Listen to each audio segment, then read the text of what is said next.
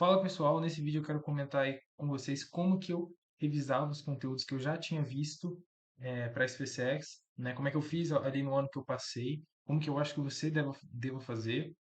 E também vou falar um pouquinho de como que eu estou revisando hoje em dia, né? Que agora eu estou estudando para um vestibular de medicina da FAMERP, né? Então eu vou estou revisando de uma forma um pouco diferente, né? Eu quero comentar isso aí com vocês, mas de início aqui eu já vou mostrar isso aqui, que é o Q-Concursos, né? Tá aparecendo aí na tela para vocês, que foi uma plataforma de questões que eu utilizei. Às vezes você tem o Q-Concurso, às vezes você tem, sei lá, o banco do Estratégia, do Estuda.com, sei lá, né? Depende aí do que você pode pagar também, né? Mas na época que eu passei na SpaceX, eu usava muito o Q-Concurso, né? Tô aqui, né, com 5.380 questões resolvidas. Hoje em dia eu não uso mais ele, tá bom? Eu optei por assinar outro banco de questão mais focado em vestibulares. Aqui o Q-Concursos, ele é muito bom para concursos públicos e para concursos militares também. Parte de vestibulares aqui eu sei que falta algumas coisas ali, então eu optei por assinar outro, né? Mas resolvi muita questão aqui. Aí, basicamente, cara, como é que você deve revisar? Revisão tem que ser por questões, cara. Não tem como. Não tem como você fazer uma revisão eficiente sem fazer questão. E de preferência, você tem que fazer as questões difíceis e as questões que você já errou anteriormente. É assim que revisa, cara. Não é vendo aula, não é lendo resumo, não é lendo mapa mental que você comprou na internet, resumo que você comprou na internet. Não existe isso, cara. Não existe. Você tem que fazer questão, entendeu? É para você fazer questão até a sua mão quebrar, entendeu? Até você não conseguir mais abrir e fechar a mão, entendeu? Você tem que fazer muita questão, cara. E, de preferência, por exemplo, eu vou falar aqui no que concurso como é que eu fazia, né? Eu vim aqui na parte de questões dele, ó, ele vai carregar. Aí, sei lá, vou pegar aqui de exemplo matemática, vou vir aqui na instituição, ó, tem da AFA, eu vou pegar só da AFA e da SpaceX. O assunto eu vou pegar trigonometria. Pronto, trigonometria aqui, filtrar. Aí ele vai me dar um número de questões aqui, ó. Ele deu aqui, ó. Foram encontradas 42 questões. Tá vendo aqui, ó, gerar simulado? Eu usava muito isso, cara. Chegava no domingo, eu já planejava o que eu tinha que revisar no dia, com base no que eu estudei na semana anterior. Então eu já vinha aqui em gerar simulado e colocava lá. Um simulado tipo 10 questões de, sei lá, matemática, de trigonometria, SpaceX AF. Aí eu colocava só 10 questões, aí o próprio site vai pegar dentre essas 42 questões e vai montar 10 questões ali à parte para você fazer.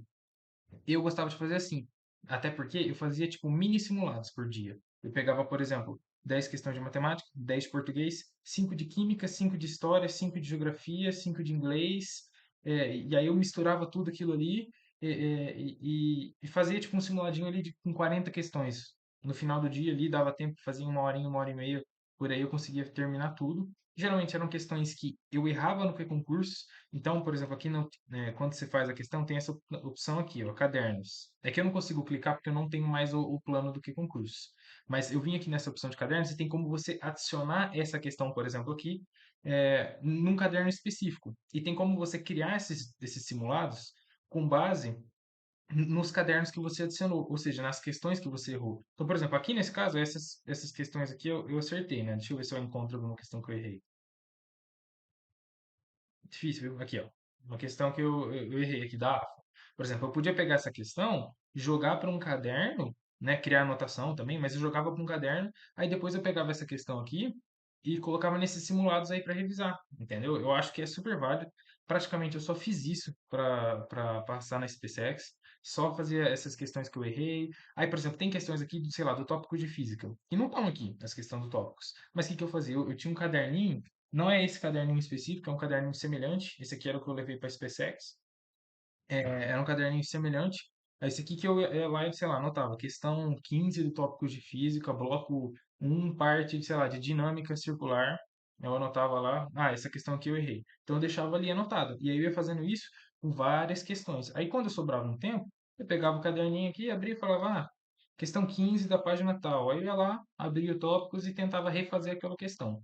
E, como eu falei, fiz isso, cara. De vez em quando que eu lia algum bisuário de história e geografia, que eu anotava, tipo, nome de tratados, esse tipo de coisa, né? Eu fazia também, eu tinha um grupo de amigos, eu fazia questões de quiz ali no Telegram, de história e geografia, eu acho que é super válido você fazer também, junto com uma rapaziada boa que está estudando.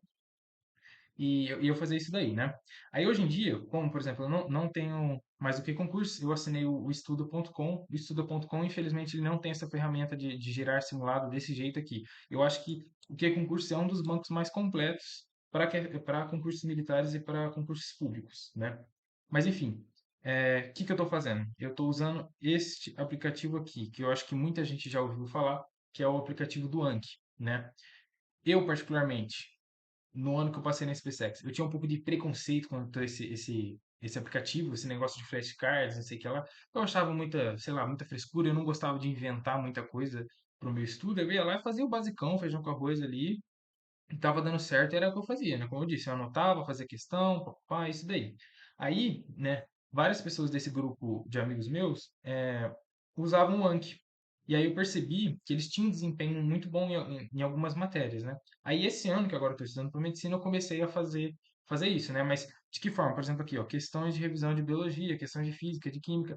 Toda questão que eu errar, o que eu achar interessante, eu printo e jogo para cá, entendeu? Eu vou lá, seleciono e jogo aqui para o Anki. E aí, tá vendo aqui, ó, novos, aprender e revisar. Ele faz uma revisão espaçada sozinho. O próprio aplicativo vai, tipo, falar, ó, você tem que revisar isso aqui. E aí ele vai te dar essas questões. Aí, por exemplo, é que hoje eu já fiz, né? Mas, por exemplo, tinha, sei lá, de manhã, duas de química novas para aprender e, sei lá, seis questões para revisar. Aí eu clicava aqui, né? E aí ele já abria a primeira questão ali, e aí eu tentava resolver. Eu punha a resolução logo depois, né? Eu clicava para ver a resolução e aí mostrava a resolução. Eu acho que é válido, principalmente em biologia, que eu tenho que decorar um monte de coisa agora que, pô, biologia, a última vez que eu estudei foi no primeiro colegial, né? Como na SpaceX não cai, eu tô saindo do zero, né? Então, assim, eu tô colocando muita questão de biologia, decorando, por exemplo, as estruturas, sei lá, da planta, de corpo e todas essas coisas, tá ajudando a decorar. Eu acho que, por exemplo, para geografia, para história, esse tipo de coisa também vai ajudar você, né? Por exemplo, a decorar nome de tratados, de reis, batalhas, datas, esse tipo de coisa, né? Sei lá, se o comitatus, ele é um elemento germânico, romano, entendeu? Esse tipo de coisa assim, eu acho que dá para fazer aqui pelo Anki, eu acho que é super válido. Fora isso, cara, como eu falei, é fazer questão, sempre tá fazendo questões erradas ali que você errou. Faz questão difícil, cara, para você revisar. Porque assim, você já revisa um conteúdo e aprofunda ele ao mesmo tempo fazendo questão difícil. Então você tem que ir atrás das questões difíceis. Por exemplo, aqui no que concurso, que vocês viram lá, ó, essas 5.360 questões aqui tem, ó.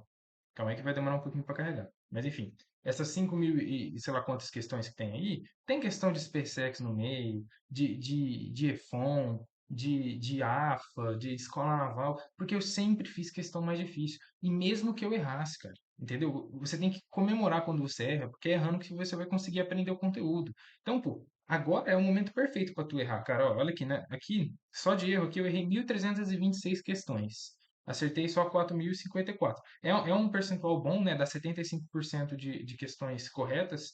Eu sempre tive a meta de manter mais de 70% esse índice aqui. E foi o que eu consegui fazer até a data da prova, né? Aí você pode ver aqui nesse gráfico que mostra, por exemplo, novembro de 2021, janeiro, fevereiro de 2022, eu não usava muito. Eu comecei a usar, ó, a partir mais aqui, ó, de abril, maio, aí depois disparou aqui, ó, agosto, aí foi caindo um pouquinho aqui setembro, porque eu usei muito para fazer revisão, para fazer prova anterior. Aqui ele tem todas as provas anteriores de concursos militares, de todos os concursos militares. Então, assim, foi uma ferramenta que eu usei que me ajudou, além de, como eu falei, ter um caderninho aqui e você anotar tudo que você errar, tudo que você achar importante, para você sempre estar revendo e fazendo questões mais difíceis. Cara, é assim que revisa.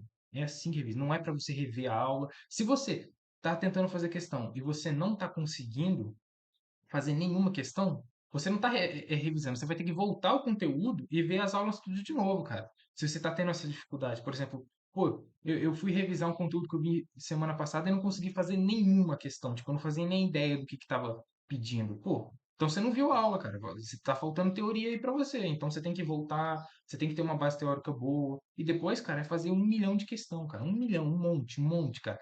Ó, só no que concursos tem 5.380, né? Tenho aquele livro do Pestano ali, fechei ele de capa a capa, sei lá quantas questões que tem ali, cara. Eu chutaria também umas 2, 3 mil deve ter. De simulados que eu fiz gratuitos aí de vários cursinhos, um monte. De prova anterior ali, eu fiz mais de 1.000 questões. De provas anteriores ali de outros concursos, de listas de questões de cursinhos. Então, assim, eu fiz. Cara, eu acho que se você for ver, se tivesse como ver o número de questões que eu fiz para passar na SpaceX, eu acho que brincando passa de 25.000 questões, 20.000 questões. Sei lá, cara. Foi assim, eu fiz um número absurdo. Eu não tenho como mostrar aqui agora, mas dentro do meu armário aqui do lado tem vários cadernos que eu fechei ele de capa a capa, né? São cadernos mais ou menos parecidos com esse aqui, ó, né? Dessa grossura que eu fechei eles todos, lotados e lotados de exercício. Eu fazia tudo, folha inteiras de questões, principalmente matemática e física. Eu praticamente só tinha isso nesses cadernos. O resto, português era pestana, história e geografia era lendo Vicentino e decorando as coisas, e fazendo questões aqui, questões de listas. E fechou, cara, dá certo, entendeu? É só fazer o básico, não inventa muita firula, não, cara. Inventar método de estudo, esse tipo de coisa assim, cara. Faz o básico que não tem erro, cara, não tem como dar errado, né? Assim, não te dou garantia que você vai passar, mas você não vai ter um resultado medíocre, entendeu? Você vai conseguir ter um resultado bom ali no concurso. Muito provavelmente, se você dedicar esse tempo, estudar da maneira certa, muito provavelmente você vai também conseguir a sua vaga na SpaceX, tá?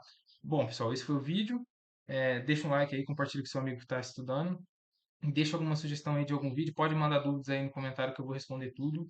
E é isso. Forte abraço, fé na missão.